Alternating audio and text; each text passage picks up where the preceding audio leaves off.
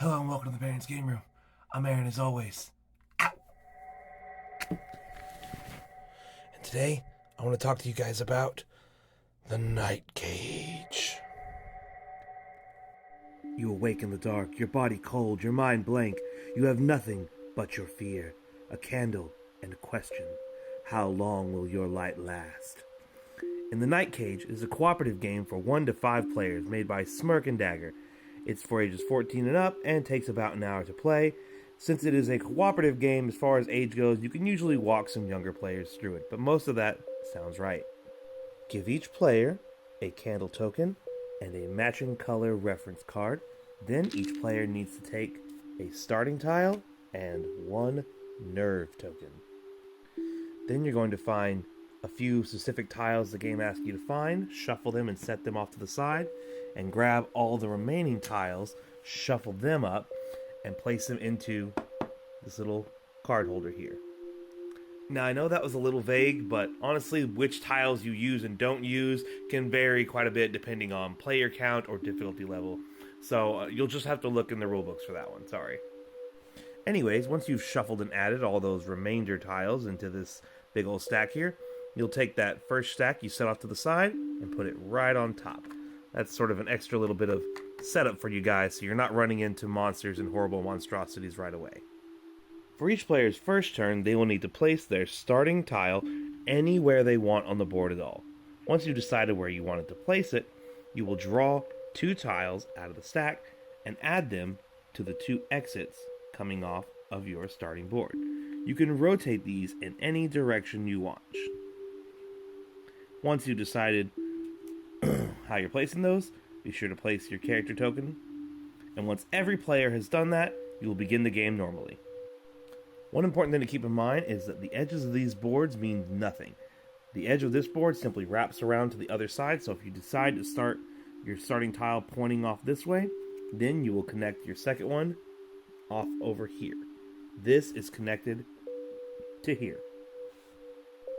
The point of Night Cage is for every player to find a key, and then for every player to come together on the same gate tile to escape the Night Cage.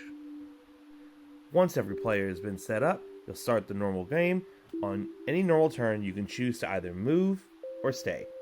If you choose to move, you will move your token to any connected space. So I can move here.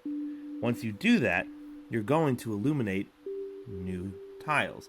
So for each exit coming off the new tile, you're going to draw another tile out, one at a time, flip it over, and connect it to the previous spot.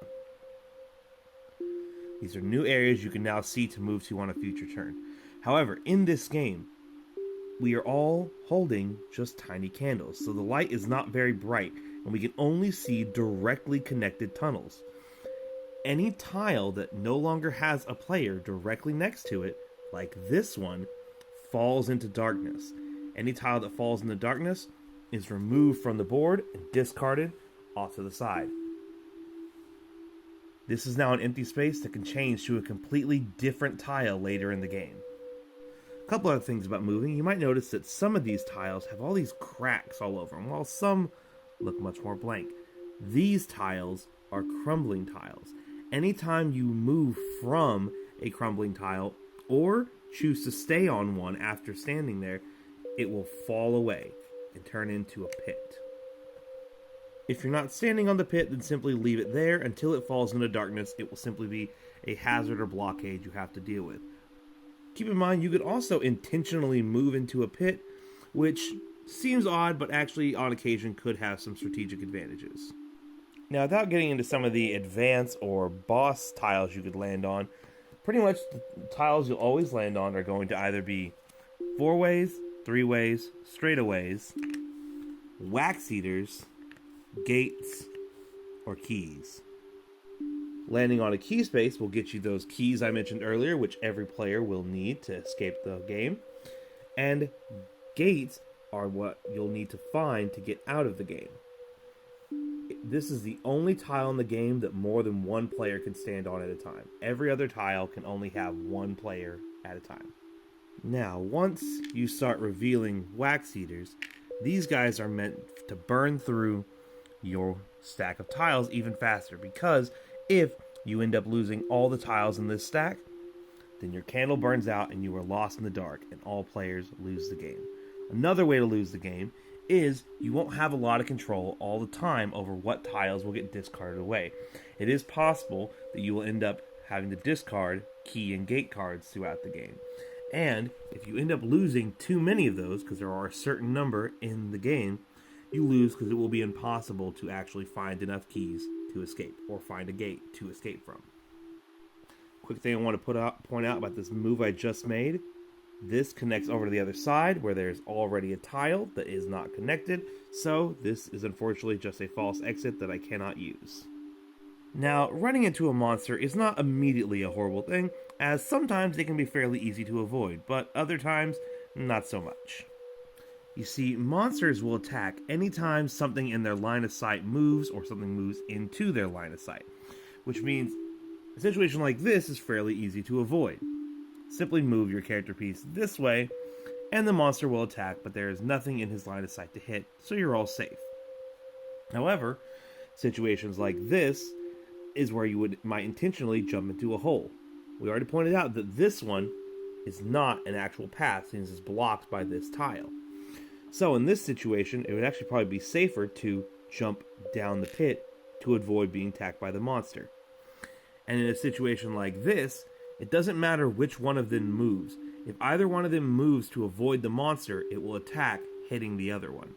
So if the blue one moves this way to get out of the way of the monster attacks in all four directions, meaning he still hits the fourth player here, the purple player. The last thing I want to put up for monsters is you can also cause a chain reaction. So for example, let's say the purple player moved out of the way of this monster. This monster will still attack in all four directions. Now, there are no players in his attack range, but there is another monster.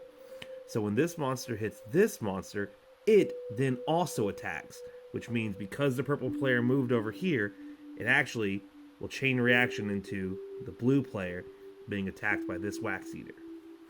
When you're attacked by a wax eater, you have to discard 3 tiles away from your tile stack, which remember, if your tile stack runs out, you lose the game, and you go lights out. When you go lights out, flip your card over. This means you are panicked now and can no longer take the stay action unless you use your nerve, which we haven't talked about yet. Whether you have lights on or lights out, after your normal turn, you can use a nerve token to take one of these extra actions. Now, you only start the game with 1 nerve, but I haven't talked about the stay action yet. Because if you choose to stay, you will gain 1 nerve token. You can have a max of 2 though, okay? So any more staying doesn't get you any extras. And staying also does not trigger wax eaters. Staying does also make you discard 1 tile from the stack every time you stay. However, staying will trigger crumbling spots and you will fall into the pit. When you fall into a pit, set your piece at the end of either the column or row you're currently in. Then on your next turn, pick any empty space in that row and draw a tile to fall into. And of course, add the proper exit. If you end up drawing and landing on a monster, that triggers an attack, and then you are forced into an adjacent space. Now, once you've depleted your entire set, the game isn't necessarily over, as from that point, you can still play the game, but every turn you will have to remove 1 more lit tile from the board as your light continues to dim. If you're forced to remove the last connected tunnel, then you are lost in the dark and you all lose the game. Guys, I personally love the art and the atmosphere of this game. It's so tense, it's so thematic, and honestly, the whole idea of the ever-changing labyrinth is just cool, man. I generally find the base game to already be pretty hard, but you can add some of these humongous, crazy hard bosses. This game's Baron approved.